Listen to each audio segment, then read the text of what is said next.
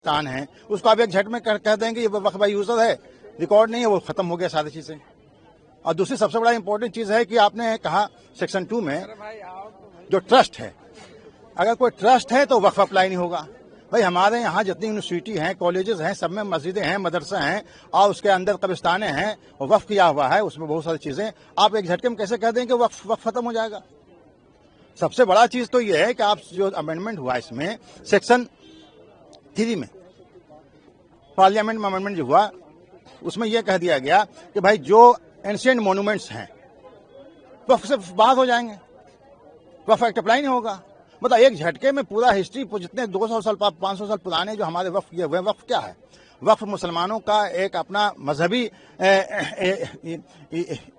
Establishment है और ये इस्लाम का एक बहुत खास जुज्व है, मतलब कि इंपॉर्टेंट चीज है, फंडामेंटल राइट्स है। आर्टिकल 25, 26 आप जो फंडामेंटल राइट्स जब संविधान में दिया गया है, इस चीज में आपको वक्फ का भी अधिकार है चैरिटी पर्पज से। इसमें लिखा हुआ है कि अगर कोई ऐसा अधिकार या कोई ऐसा रिलीजियस पर्पस जिससे पब्लिक ऑर्डर या हेल्थ या सिक्योरिटी को अगर खतरा है तब सरकार कोई उस पर रिस्ट्रिक्शन के लिए कानून बना सकती है। ऐसा तो यहाँ कुछ है नहीं। तो इन सारी बातों का बहुत डिटेल डिस्कशन हुआ और कोर्ट भी इस मिजाज में था इसको अभी स्टे करने के लिए, लेकिन अभी दूसरे पार्टी का जो गवर्नमेंट है उनका रिक्वेस्ट है कि हमें और कुछ बहस करने का मौका दिया जाए, इसलिए मैटर कल के लिए अभी अर्जेंट कर दिया गया है। सुप्रीम कोर्ट ने इंटेंट दिखाया है that the concept of waqf user has been identified and they have given certain positive points to the other side and the other side has said कि वो अगले दिन तक डिसाइड करके बताएंगे whether certain interim stay can be given और not. जो इनके मेन चीज थी 8-10 में से जो 2 मेन अटैक थे इनके, वो थे ये वक्फ बाय यूजर को खत्म करना चाहते थे, कर लिया इन्होंने अमेंडमेंट के जरिए, और 2 नॉन मुस्लिम को वक्फ काउंसिल के अंदर ये लेके आना चाहते थे।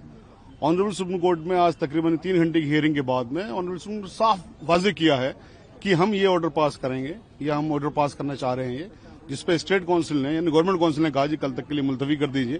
तो वो जो वहां पर बताया गया था वो ये बताया गया था ऑनरेबल सुप्रीम कोर्ट की तरफ से कि हम वक्फ बाय यूजर को रिटेन करेंगे इंटरिम, जब तक इसकी पूरी सुनवाई ना हो जाए, यानी इंटरिम ऑर्डर इस तरह का करने जा रहे हैं। दूसरी चीज क्या थी इसमें कि जो नॉन मुस्लिम को आपने इंक्लूड किया उसको भी हम स्टे करेंगे।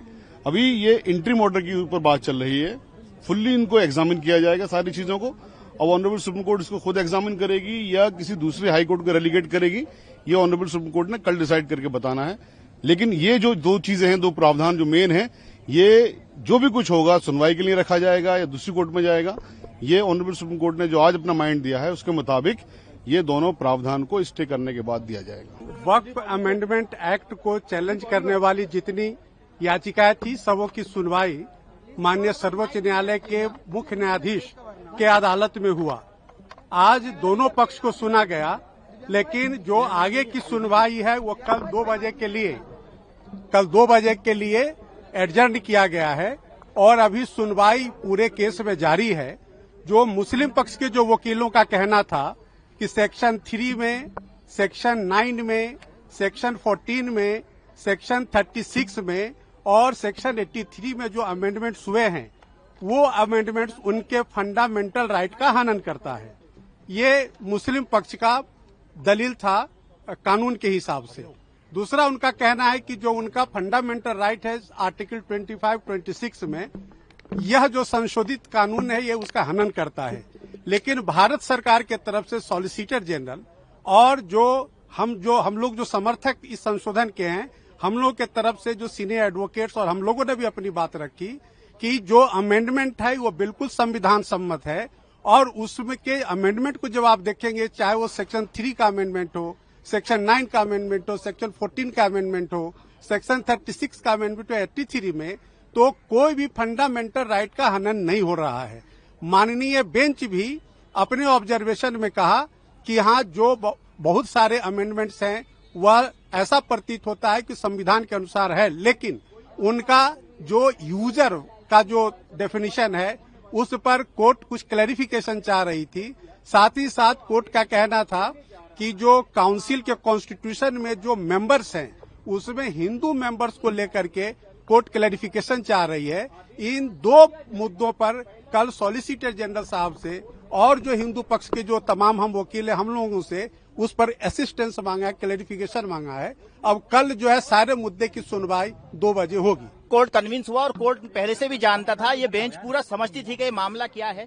बेंच ने 4 पॉइंट को है रेज किया उसमें। बेंच ने पहले कहा कि नोटिस तो हम इस पे इशू करेंगे, जो सॉलिसिटर जनरल है उसको कहा कि हम आपको नोटिस इशू करते हैं, ठीक है, नोटिस इशू करेंगे हम, लेकिन हम इसके ऊपर ये कोई पार्लियामेंट एक्ट बनाती है तो उसके ऊपर स्टे नहीं लगाते हैं। लेकिन ये एक्सेप्शनल केस है, ये केस एक एक्सेप्शनल केस है जिसके लिए हम इस पे इंटरिम स्टे देंगे, हम इस पे इंटरिम रिलीफ देंगे। इंटरिम रिलीफ जो है कोर्ट ने ये कहा कि हम अभी डिक्टेट करा रहे हैं इंटरिम ऑर्डर, उसमें उन्होंने हमें क्या क्या रिलीफ दिया। पहला रिलीफ दिया कि एक्स ऑफिशियो को छोड़ करके बाकी जो भी मेंबर होंगे वो सब मुस्लिम होंगे, ये हम लगाते हैं। दूसरी चीज, जो कलेक्टर अगर जा करके सर्वे करता है तो वो कलेक्टर जाके सर्वे करने से पहले कोई उसका नेचर नहीं चेंज कर सकता और करने से पहले हमारे यहाँ एप्लीकेशन लगाएगा इस कोर्ट में आके।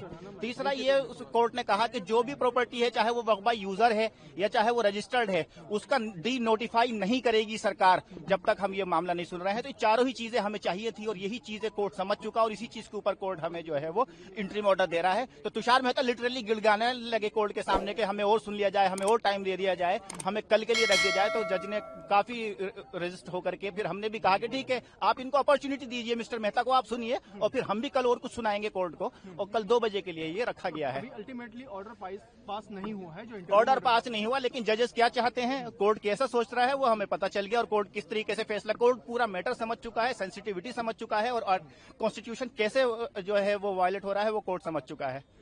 अच्छा, नोटिस इशू किया गया है, कुछ इस तरीके की बात सामने आई है या कुछ एफिडेविट वगैरह फाइल करने को कहा गया है? नहीं, अभी क्या है, कल डिसाइड कोर्ट ने कहा कि अब मिस्टर मेहता हम आप नोटिस इशू करेंगे और आप जो है जवाब दे दीजिएगा। तो मेहता ने खुद कहा कि सर आप मुझे इशू कर दीजिए, हम 15 दिन में इसको सुन के 15 दिन के अंदर हम एफिडेविट ले आएंगे, डे टू डे आप इसको सुन लीजिए, आप स्टे मत लगाइए। जज ने कहा कि नहीं, स्टे लगाना जरूरी है, इंटरिम रिलीफ देना जरूरी है, because it's an exceptional case जी। तो कल हो जाएगा इंशाल्लाह। बाकी पिटीशन जो है मुजीबुर रहमान साहब, उसको कब सुनने की बात कही है कोर्ट ने? वो तो इसके साथ कनेक्ट हो जाएंगी। जज साहब ने ये कहा है कि जिसकी पिटीशन आज 11 बजे तक आ गई थी उसको आज सुना गया है। कुछ लोगों ने मेंशन की अपनी पिटीशन, उनको जज साहब ने नहीं सुना है, कोर्ट ने नहीं सुना उसको। वो नेक्स्ट जो है जब वो लिस्टिंग होगी, स्क्रूटनी पार करके जब आएगी तब उसको देखा जाएगा। मैं सबसे पहले धन्यवाद करता हूं अपनी माननीय सर्वोच्च न्यायालय को, जहां का मैं 27 वर्षों से लाइफ टाइम मेंबर हूं। यहां उन्होंने बिल्कुल निर्भीकता, निष्पक्षता, निडरता के साथ बहुत जल्दी सुनवाई लगाई, जैसा जनरली नहीं सुनवाई हो पाती, लेकिन क्योंकि धार्मिक भावनाएं हैं, सवाल हैं लोगों के। वैसे तो ये वक्फ का अमेंडमेंट एक्ट बिल लोकसभा द्वारा पास हो चुका, उसके बाद राज्यसभा द्वारा पास हो चुका। आदरणीय जगदम्बिका पाल ने इसमें बहुत बड़ी कमेटी बना के उसका पूरी चर्चा की, सबके सुझाव लिए। All India Muslim personal law board ने भी दिया, देश के महामहिम राष्ट्रपति ने उस पर मोहर लगाई, अन्य राज्यों ने भी मोहर लगाई। वेस्ट बंगाल की अपनी हमारी बहन ममता दीदी जी उससे कुछ नाराज हैं, उनकी आपत्ति है, तो उनकी आपत्ति और ऐसे कुछ लोगों की जिनकी भी आपत्ति है, आपत्ति तो होगी, यही तो लोकतंत्र की परिभाषा है। कोई कहेगा इसमें कुछ गलत है, कोई कहेगा सही, लेकिन ज्यादातर लोगों ने लोकसभा, राज्यसभा और देश के महामहिम राष्ट्रपति जी ने उसको बहुमत से पास किया है। तो निश्चित तौर पर कुछ जो शिकायतें थी उनको दूर कर रही माननीय सर्वोच्च न्यायालय सुनवाई कर रही है और जो भी परिणाम आएंगे वो अच्छे होंगे, जो भी फैसले आएंगे वो अच्छे होंगे। हमारी सर्वधर्म समभाव, सर्वजन हिताय, सर्वजन सुखाय की भावना और ये अपनानी चाहिए। देश में शांति रहना चाहिए, अमन चैन रहना चाहिए। इस तरह की जैसी ममता दीदी ने भाषा का प्रयोग किया। मुस्लिम पक्ष ने कुछ बिंदु उठाए। पहला था वक्फ बाय यूजर, जिसको लेकर के उन्होंने आपत्ति करी। दूसरा ये था कि भाई जो वक्फ बोर्ड के जो नए बोर्ड और ट्रिब्यूनल्स अमेंडमेंट के बाद जो गठित हुए हैं, उसके अंदर जो 2 नॉन मुस्लिम्स को जोड़ा गया है, उसको लेकर के उन लोग को आपत्ति थी। तो यहाँ पे हमारा हिंदुओं पक्ष का ये कहना है न्यायालय के समक्ष कि देखिए 1995 के वक्फ बोर्ड में ये था कि वक्फ बोर्ड ओपनली ये कहता है कि अगर कोई भी गैर मुस्लिम वक्फ बोर्ड को संपत्ति डोनेट कर सकता है, वो किसी भी गैर मुस्लिम से संपत्ति लेने के लिए तैयार है, पर अगर कोई भी गैर मुस्लिम वक्फ बोर्ड या ट्रिब्यूनल का हिस्सा बनता है वो उनको आपत्ति है। तो इस चीज को लेकर के उन्होंने मुद्दा उठाया, जो हमारे अधिवक्ताओं ने, हमने उस चीज का पुरजोर विरोध किया। उन्होंने पूरी कोशिश करी कि आज स्टे लगे, तो उसमें भी वो नाकाम रहे। दूसरा, माननीय दिल्ली हाईकोर्ट के समक्ष भी बहुत सारी ऐसी याचिकाएं पेंडिंग है जहां पे पहले पिछले वक्फ बोर्ड को चैलेंज किया गया है। और दूसरा जो सबसे बड़ा बात ये है कि जब कमेंट्स में जजेस ने कमेंट में ये भी कहा कि एक समय में दिल्ली हाई कोर्ट की प्रॉपर्टी को भी वक्फ बोर्ड कह करके क्लेम किया जा रहा था। तो उस चीज को लेकर के हमने आपत्ति उठाई है और हमें पूरी उम्मीद है कि जो अमेंडमेंट्स हैं वो सरवाइव करेंगी और स्टे नहीं लगेगा। हमारा ऐसा कहना है कि वक्फ एक्ट 1995 के बहुत सारे ऐसे प्रोविजंस हैं जो ड्रैकोनियन हैं, जिसको पूर्णतः खत्म होना चाहिए। और एक दो तरह की सिचुएशन है। सबसे पहली सिचुएशन ये है कि जो आज एक बैच ऑफ पिटिशंस लगाई गई हैं जिसमें वक्फ एक्ट को चुनौती दी गई है, अमेंडमेंट एक्ट को। तो अगर एक ऐसी सिचुएशन बनती, क्योंकि उसमें उन्होंने स्टे की भी बात कही है, तो अगर स्टे की बात कही है तो जो पहले के प्रोविजंस हैं वो लागू हो जाएंगे। तो हमने कहा है कि वो प्रोविजंस को भी स्टे करना चाहिए, क्योंकि वो सारे प्रोविजंस भी ड्रैकोनियन है। Point number 1।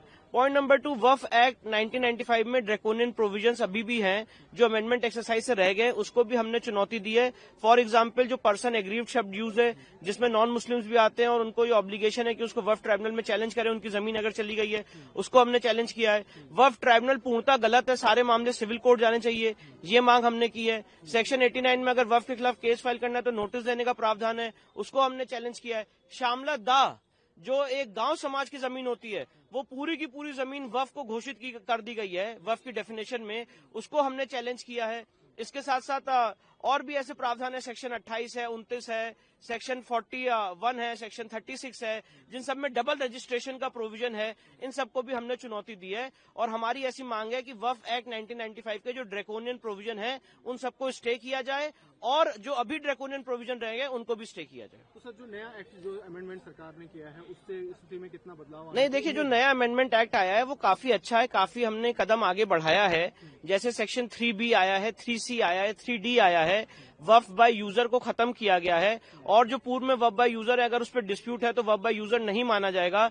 ये सब उसमें मेंशन्ड है। सारे वक्फ के डॉक्यूमेंट्स का दस्तावेज सबमिट करने का मैंडेट दिया गया सेक्शन 3B में। सेक्शन 3C में कहा गया कि सारी सरकारी संपत्ति वापस ली जाएंगी। सेक्शन 3D में कहा गया कि वक्फ का जो कानून है वो ASI संपत्तियों पर लागू नहीं होगा और वक्फ बोर्ड जो है उसमें जो उसका कॉम्पोजिशन है उसको भी बदला गया है। तो काफी बेहतर चीजें हैं, पर कुछ कुछ चीजें रह गई हैं, उसको हमने माननीय सर्वोच्च न्यायालय के सामने चुनौती दी है। दूसरे जो पक्ष है, जो मुस्लिम पक्ष से कहें तो उनका कहना है कि एक्ट अमेंडमेंट गलत है, उससे उनके हित प्रभावित होंगे। आप क्या कहते हैं? नहीं, देखिए, मेरे हिसाब से तो अमेंडमेंट एक्ट सही है और अमेंडमेंट एक्ट इस समय जो हित प्रभावित हो रहे हैं वो हिंदू समाज के हो रहे हैं, जो अन्य समाजों के हित प्रभावित हो रहे हैं। अगर ये कहना कि उनका हित प्रभावित हो रहा है तो मुझे तो उसमें कोई ऐसा प्रोविजन लगता ही नहीं है। आप मुझे बताइए, अगर इस्लामिक लॉ ये कहता है कि वक्फ बिना वक्फ डीड के नहीं हो सकता है, तो यही बात तो सेक्शन 36 में लाई गई है।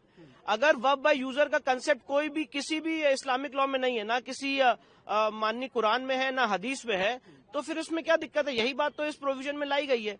तो यहाँ पे पॉइंट इन इशू ये, डिबेट ये है कि अभी भी ऐसे ड्रैकोनियन प्रोविजन है जो हमें इम्पैक्ट कर रहे हैं, हमारे राइट्स को इम्पैक्ट कर रहे हैं, इसलिए हमने उसको चुनौती दी है। सर, बंगाल सरकार ने इसका मुखर विरोध किया है, कहा है कि हम लागू नहीं होने देंगे, क्या देखिए, मुझे ऐसा लगता है कि इस तरह के जो बयान है ये असंवैधानिक है। ये सेंट्रल एक्ट है, केंद्रीय कानून है और हर सरकार का ये दायित्व है स्टेट गवर्नमेंट का कि वो सेंट्रल एक्ट को इम्प्लीमेंट करे।